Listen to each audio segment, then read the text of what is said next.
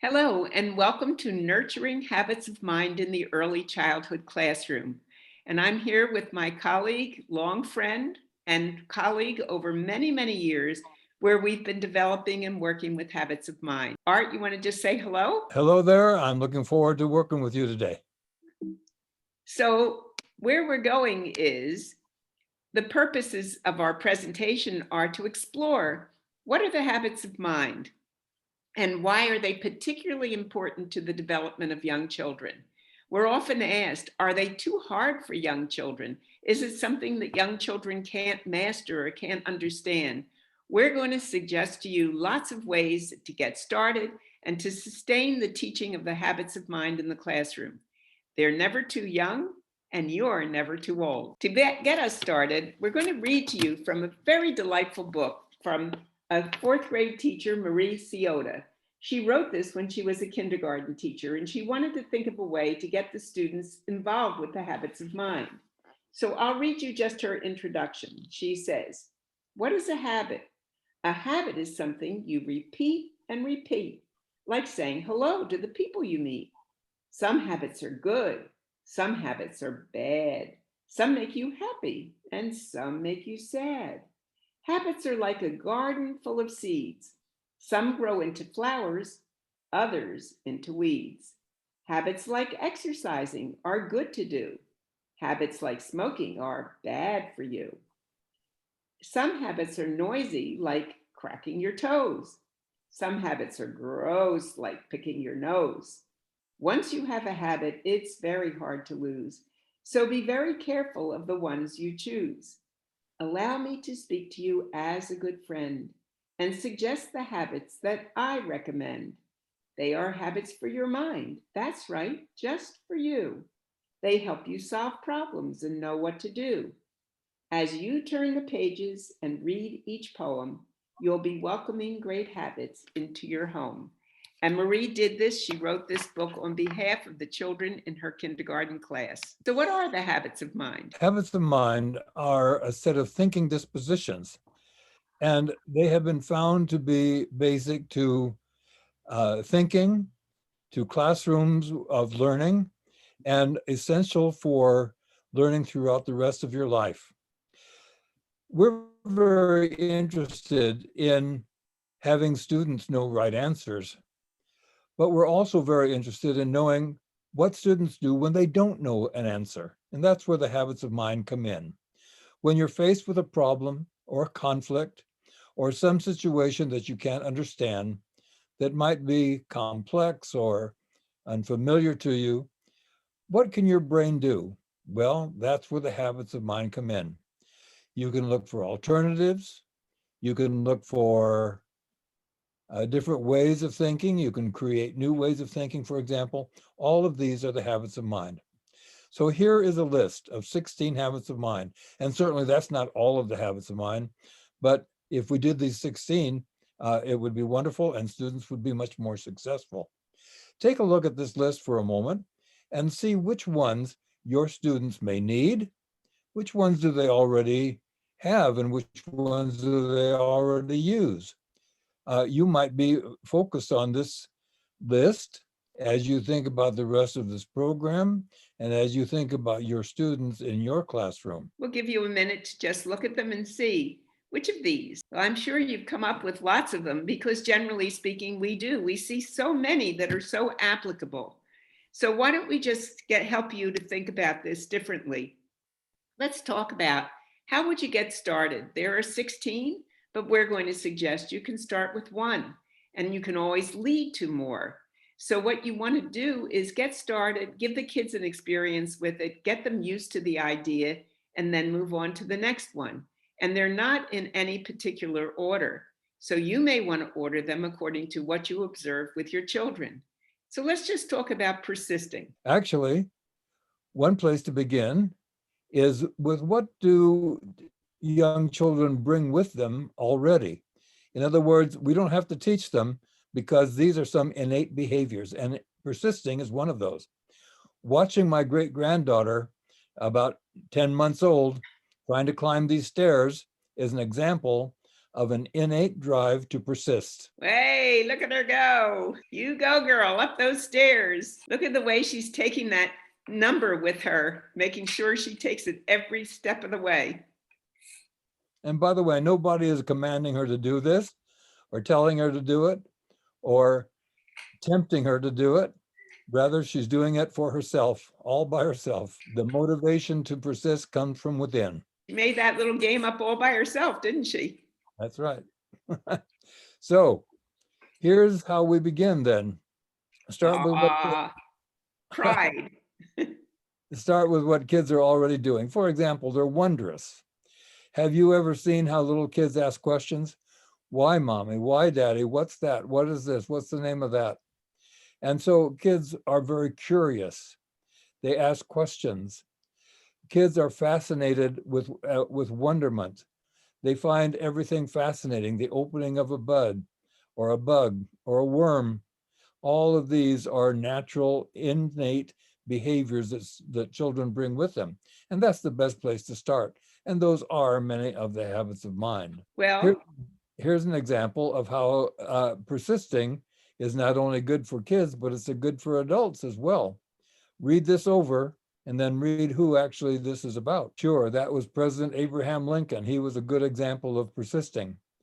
And persisting is basic to all further learning. We find, and there's been many studies that show, that it's the disposition of persisting that is indicative of a learner who is a continuous learner and one who is a successful learner. We find that there's great correlation between persisting and success and higher grades and higher achievement in later life. and now let's look and see what it looks like when it's in a classroom. So this is an animation which will show you for persisting.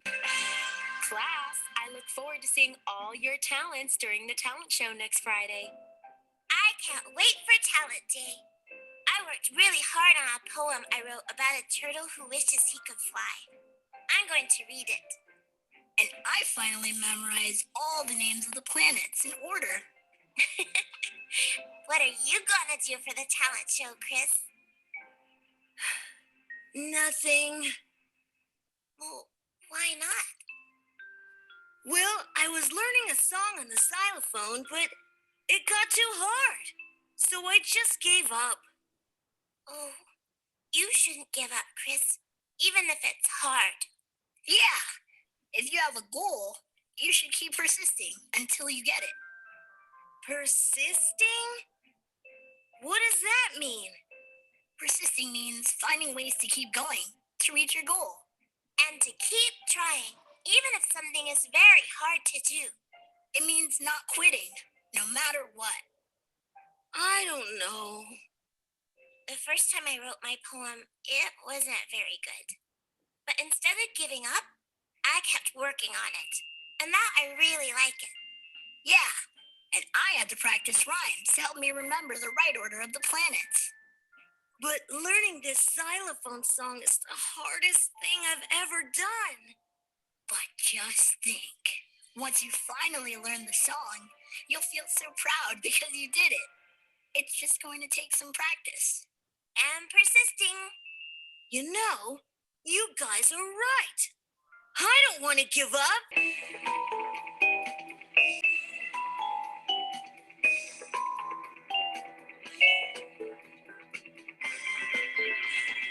Persisting means finding ways to keep going to reach your goal. And to keep trying, even if something is very hard to do.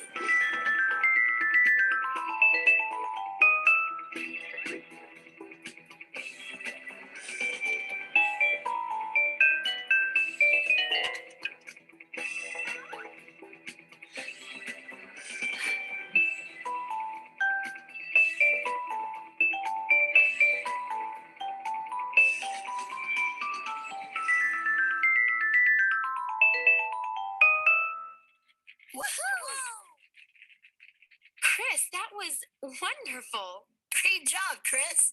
Yeah, I knew you could do it. It was hard at first, but I knew if I kept persisting, I'd finally get it. But you know, Slowing down and taking a deep breath helps a lot. That's a trick I use with my homework too, especially when it seems like I can't figure it out. Oh, and when we get stuck solving a problem, let's help each other with persisting. So you can see that all this that's going on there right now is all about these kids having this incredible opportunity to be in the show, but they've got to persist to make it happen. And what you notice about that as you were paying attention to it? First, it's all designed with our handprint. We did a lot of the storytelling and the design work with the company. And so what it is it starts by saying, first of all, it starts by saying, okay, if we want to get started, what are the ways that we can make sure kids know the definition of it? So that's our first starting place. What do we mean when we say it?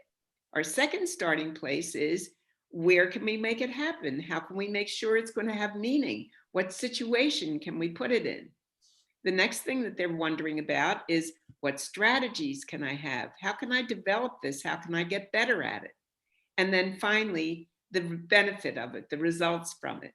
So we say that you start by cultivating natural curiosity and the impulse to learn, and then you really have that questioning and posing problems. How do you know? How do you have a questioning attitude? So again, we always start with lots of questions. But notice what this is happening in Council Rock School in Council Rock, New York. And what they're doing is something really exciting. They decided, we want the students to be responding with wonderment and awe, one of the habits. And how could we do that, they asked. They said, oh, we have a great idea. Outside that window, which is truly a real window, and what they've done is they've framed it by creating the curtain and the flower pots, but it's truly just a window. And what you can see when you look through it is wonderment and awe, because the new school building is being built there. It's going to be in addition to the school building that they already have. So they get to watch the construction. And as they watch the construction of the new building, they have a clipboard. And the clipboard asks them to do what is very much known by Richard Richard, which is they do a thinking routine. So they hold the clipboard and you see all the pipes, all the things, all the diggers that are going up with it. And the little girl here is filling out her chart. And it asks the question from the thinking routine. What do you see happening here? What does that make you think about?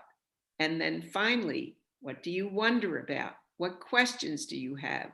So what a delightful way to get students ready for the responding with wonderment and awe by having the opportunity to observe something as interesting and exciting to a kindergarten child as, whoa, look what's being built in our schoolyard. Another way to get started is to create your classroom as a culture of thinking. This is a thinking place. This is a home for your thinking.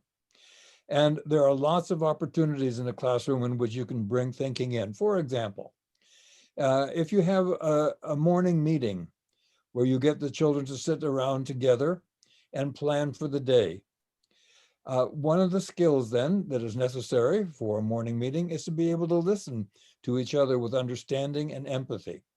And so we talk about that. What might it look like and what might it sound like? We think of other opportunities. For example, to listen, you also have to manage your impulsivity because you don't want to interrupt. You talk about what kind of thinking skills will be needed throughout the day. For example, when we have our math lessons, our arithmetic lessons, what kind of thinking will we be doing? Well, we will need to persist. We'll need to think with accuracy and precision. When we write our stories, we're going to need to write with clarity and with accuracy. And so you take a look at what are the habits of mind that we might use in our classroom, in our learning, in our curriculum, and throughout our day as we interact with and play with each other. And it's really interesting because today we are so attuned to the idea that we really are in a very diverse classroom. And that is a joy. It can be one of the greatest enrichments that kids can experience. But we do have to learn how to listen to one another with understanding and empathy. So this habit is particularly important because as we begin to recognize there are other cultures, other traditions, other foods, so many things that young children are experiencing in their own culture, in their own with their own traditions, but also recognizing the beauty of other people's traditions and cultures. So we begin to say that it's really important, and as Art said, we can use these habits to really help us to pay attention to the beauty of the world and also the beauty of each other. And so, one of the critical things that we try to do is listen with understanding and empathy. Now, to get started with that, we might say, for example, I'll model what we might do. So, it's the morning meeting. And, we today, kids, we're going to be getting together and we're going to start by greeting each other. And so we greet each other. And then the next thing we're going to do is we're going to share. Now, when we're sharing, what will we do that will help us to make sure that we're sitting here and listening to each other with understanding and empathy? What would it look like? What would it sound like? So teachers often say, if I walked into the room and I saw all of you sitting around me and somebody said, oh, wonder what they're doing. It looks like they're listening, but what would I see that would tell me that you're listening? So Art, if you were in the classroom, what do you think I would see that would tell me that the children are listening? Well, they would be sitting up tall. They would be looking at each other. They would be nodding if they understand. They would be smiling if someone else is smiling. They would be using gestures in their hands to emphasize words, for example. They would be, and they would not be fidgeting with something else, but rather they would be giving their attention to the person who is speaking. Wow. Well, they'd be doing quite a bit then. And of course, as they get older, they'd be doing it even better than maybe when they're in kindergarten. Of course. And then what we would ask is the next question, well, what would it sound like? And we know that in today's world, there are so many things that the kids hear. So they need to have a really highly recognized coded language, giving them language cues. So it's not just, hey, that's awesome. I want to say something too. What would it sound like if I were listening to you and I were in your classroom?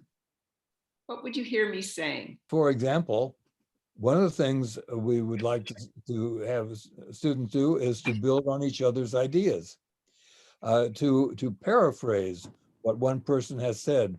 That may be hard for kindergartners, but gradually we can teach students to listen to and build on each other's ideas before giving their own idea. So what might you say? What would you say to do that? Like with the young children, you would say what? You would say, be sure that you say something that builds on somebody else's ideas. What kind of language could you use to let the kids know that? Well, let's hear Johnny's idea, and then you say in your own words what you heard Johnny say. So There it you would be go. putting in your own words what you hear someone else say. Or you might say, I don't understand what Johnny said. Have him say it again. So in other words, I want to understand John and let him explain his idea even more. So probing, asking questions to Johnny, saying in your own words what you've heard him say, all of those would be examples of what it might sound like. Yeah, what I was pushing and asking Art to do was to really get clear about kids need to hear what the phrases are, what the language is. So it isn't just to say you need to say what somebody else says, but what he said. You can imagine the power of that. If you said, oh, Johnny, thank you so much for sharing. Bena, before you say something that you want to say in your own words what you just heard Johnny say. So now what we're doing is we're saying, that's the kind of language that we want them to get used to, that they can say, I agree with you, but I really understood you, but I need to understand better when you said this. I need to understand whether this is what you meant when you said. In other words, giving them some of those stems, some of those language stems, so that they're actually beginning to sound like the kind of language that you would like to see happening. And that then gives us a chance to begin to check up on that. So Art, you want to talk a little bit about what it means when we say, how are we doing? Yes, notice we have underlined how are we doing, which means that you have students who are working as a group, as a committee, as a team. And so they are assessing themselves in terms of their own listening abilities. Do we listen to each other? Do we interrupt each other? Do we build on each other's ideas? And notice that we have 3 columns here: often, sometimes, and not yet. Now, what does not yet tell you? It means that while we're not doing it yet, we're going to, as a positive hope for the future. So in this kind of a chart, we help students then observe themselves and assess themselves for the criteria of being a good listener. How often are we a good listener? And do we still need to get better at being a good listener? And as we progress and we get better at it, we begin to shift a little bit. And now we ask the question, how am I doing? How am I doing in this? So the kids can begin to say, I'm going to start taking count of how often do I really hear what somebody else is saying? How often do I really pay attention to that? Do I use some of the language? Do I say, Art, that was very interesting, but I'm not sure I understand. Can you help me so that I can understand better? That would be an example that I could check off and say, okay, sometimes in this conversation, I actually did ask that sort of question because I wanted to understand better what he had to say. On the other hand, if I were interrupting a lot when Art was talking, I might put down a check on not yet, saying, yeah, I'm not doing it yet. I'm still noticing within myself, I tend to interrupt, but I'm going to work on it and I'm going to get better at it. So you notice that these checklists kind of give you a chance to monitor yourself, monitor others in the group, and to help them all begin to understand what it means to listen with understanding and empathy. Another habit of mine is learning to manage your impulsivity. Now, children at this early age have a tendency to be impulsive. And one of the long-range goals that you have for them is to learn to be conscious of their impulses, their feelings, and their behaviors, and to learn how to manage those. This picture of these police dogs, I give an example of what it means to manage their impulsivity. Now, police dogs are certainly tempted to chase that little kitty. And so these dogs are having to manage themselves. They've been trained to restrain themselves. And we need children to be able to be restraining of themselves as well. So teaching kids to manage their impulse is very important. We don't yell out in the classroom. We don't speak without raising our hands, for example. One of the things that we can do is to help students become STAR students. Now, STAR stands for stop, think, act, and reflect. So you can say, are you being a STAR student? Are you managing your impulsivity? Are you thinking before you are acting? So we want students then to learn how to manage, to think about, to take charge of their own behaviors, and to restrain themselves when it's important. Now, that doesn't mean that on the playground and some other opportunities for them to be exuberant and to yell and to laugh. But in the classroom, when we're working with other people, we need to learn how to manage ourselves.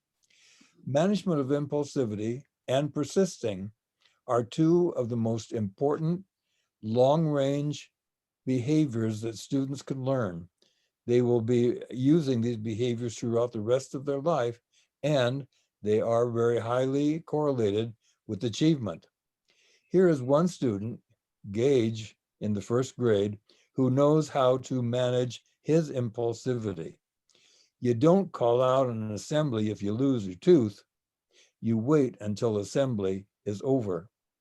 Now, this is an example of how very young children can learn the vocabulary of the habits of mind, as well as the behaviors and strategies of the habits of mind and the occasions in which you use it.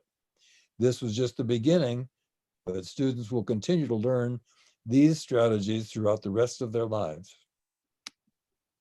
So the habits of mind are learned through interacting with others and in observing others, just as we do when we learn language in the first place. For example, when we see someone who is actually using the language of, I'm not sure I understood you. Could you please repeat that again for me? Or if you heard somebody who was saying, oh, I was really thinking about that, but I wanted to wait a minute to be sure that I was right about it before I got started. So I stopped to think about it first. So you hear, and teachers often will do this, modeling it, modeling the vocabulary that you want to use, modeling the ways that you show value of it, modeling the cognitive process that you're using. Now, when I first start to read a new book, here are some of the things that I say to myself. I say, let me look at the cover first, and then let me see what the cover tells me the book might be about. Now, notice what I'm doing is I'm being metacognitive. I'm thinking about my thinking, and I'm modeling that for the students. In social skills and emotional skills, I might say, you know, the other day I was out and I saw something happen and it really made me feel very sad. Or I feel like I'm very frustrated because, well, frankly, I'm very frustrated with COVID-19 because I can't go out and do the things I would love to do. So you know that there are things that we can talk about, our emotions, our social life, our capacity to be with one another. All of these are habits of mind that are learned through the interaction with others, the peer group, adult group, people with whom you are observing all the time. You want to add to So that? we have to remember that the most powerful way for young children to learn is through the imitation of their parents, their teachers, and their adults around them. As Robert Fulghum said, don't worry that children never listen to you. Worry that they're always watching you. And we find that one of the most powerful ways for children to learn is through imitation. So we wanted to bring to your attention some of our resources. ASCD has been so generous with us in publishing so many of our Habits of Mind books. We are so delighted to be partners with them and be in the ASCD family. And so we started a long time ago, and then we currently updated many of our books. So a book that we published, Art, do you remember when Learning and Leading was published? What year? 2008. Okay, 2008. So we're going back in history. And then we did Habits of Mind across the curriculum, which we did with the co-editing with a group of teachers all around the world. And that was, what year was that? Also 2008. 2008. So we did both of these together. And then we started realizing, you know, nothing has really been written in our early childhood. So again, we went to Jenny Ostertag from ASCD and we said, we'd like to do a book, Nurturing the Habits of Mind in Early Childhood. And that is a very recent book that we did in 2018, 19? What is it? 19. And that's where we again tapped into all the generous people around the world who are using the habits of mind in their classroom, and lots of just chock full of wonderful practices and ideas. And then finally, Jenny asked us if we would do one of these quick reference guides. And so we have a quick reference guide as well with cultivating habits of mind. So we are so pleased that we have been able to have this wonderful partnership. And we hope that you will join us in seeing the literature that we do and also being a partner in the family of people who are all around the world using habits of mind. Thank you for being with us. Thank you.